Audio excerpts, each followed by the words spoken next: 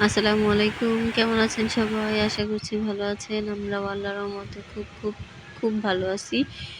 সকাল সকাল ঘুম ভাঙছে আজকে এই বুড়াবুড়ির শব্দে। এত জোরে চিল্লাইতাছিল রে বাবা!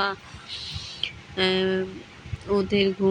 ওদের চিল্লানির ঝড়ে আমি ঘুম থেকে উঠে ওদেরকে আগে খাবার দিছি। আজকে খাবার দিতে একটু লেট হয়ে গেছিল। এরপর দেখেন আপনাদের ভাইয়া বাজার থেকে কি নিয়ে আসছে, আম নিয়ে আসছে। আম বলতেছিল। আসলে আমার অনেক বেশি আম পছন্দ। আজকে ২ দিন যাবৎ ঘরে কোনো আম নাই। ২ দিন ধরে আমি আম খাইতে পারতাছিলাম না। এজন্য এনারে বলছিলাম আম পাইলে আম নিয়ে আসেন। সে সকাল সকালই আম নিয়ে চলে আসছে। এরপর আর দেরি কিসের?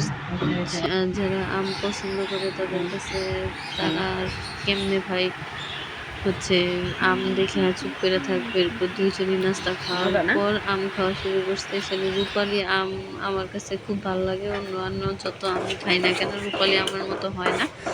এরপর নাস্তা খাওয়া শেষ করে সে আবার কাজে চলে গেছে। আমি আমার কাজে লেগে পড়ছি। তো আমাদের মেয়েদের কি কাজ, প্রতিদিন সকালবেলা উঠে একটা টেনশন, কি রান্না করব, কি খাবো, কি নাস্তা বানাবো। তো নাস্তা করা তো শেষ করছি। এবার দুপুরে রান্নার জন্য শিং মাছ দিয়ে টমেটো দিয়ে পাতলা ঝোল আর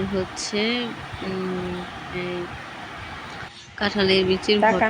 তো কাঁঠালের বিচির ভর্তা বানাবো। ধনিয়া পাতা কাটতে গিয়ে আমি হাতে কেটে ফেলছি। তো হাতটা অনেকখানি ডেবে গেছে, যার কারণে আমি আর ভর্তা বানাইতে সাহস পাচ্ছিলাম না। এরপর আপনার ভাইয়াকে দিয়েই ভর্তাটা বানাই। দুপুরে খাওয়া দাওয়া করি এবং খুব সুন্দরভাবে একটা ঘুম দিছি। ঘুম থেকে ওঠার পর দেখেন আপনাদের ভাইয়ার চোখগুলো যদি একটু খেয়াল করেন তাইলে বুঝতে পারবেন সে আসলে ঘুমাইছে কিনা। আমি দুপুরবেলা ঘুমাইতে পারি না, সে অনেক বেশি ঘুমায়। ঘুম থেকে উঠে বলছিলাম আমার একটু ঠান্ডার প্রবলেম আছে, তো যার কারণে আমি বেশি একটা পানির কাজ করতে পারি না। এই জন্য সে আসলে এই কাজগুলো করে। মিথ্যা কথা বললে কোনো লাভ নাই। সেই সবসময় এই কাজগুলো বলে, কেন বলবো যে আমি করে। সেই বেশিরভাগ টাইম করে, কিন্তু আমি মাঝে মধ্যে সে কাজ থেকে আসতে লেট হইলে তখন আমি করার চেষ্টা করি। এই যে দেখুন ভাই, একটা মেয়ে মানুষের থেকেও খুব ভালো কইরা সে আসলে পরিষ্কার করতে। আসলে তার কাজ অনেক সুন্দর, আমার কাজের থেকেও তার কাজ অনেক বেশি সুন্দর। এরপর আমার আপনার ভাইয়া গোসল করে চলে গেছে বাহিরে। এরপর আমার বাবা আসছে। হঠাৎ দেখি আমার আব্বু এদিকে একটু কাজ ছিল নাকি তার, এই জন্য সে আমার সাথে দেখা করতে আসছে। দেখেন, দেখা করতে আসছে তাও খালি হাতে আসে নাই। আসলে যার পৃথিবীতে বাবা মা আছে তার পৃথিবীতে একটা অমূল্য একটা রতন আছে। যার পৃথিবীতে বাবা মা নাই তার আসলে পৃথিবীতে কিছুই নেই।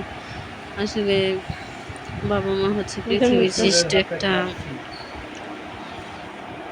খুব খাচ্ছি, আরাম পাচ্ছি, শ্বশুর বাড়ির কাচ্ছি। শ্বশুর বাড়ির কাচ্ছি, খুব খাচ্ছি, আরাম পাচ্ছি। আপনার কথা তো থাকবো না, কথা রাখুন।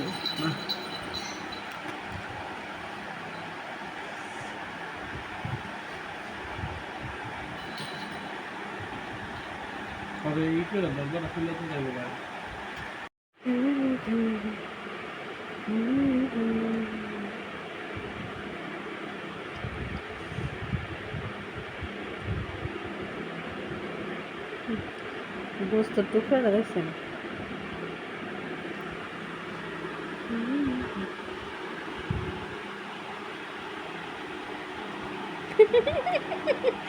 এবার মুখটা একটু কালা করেন।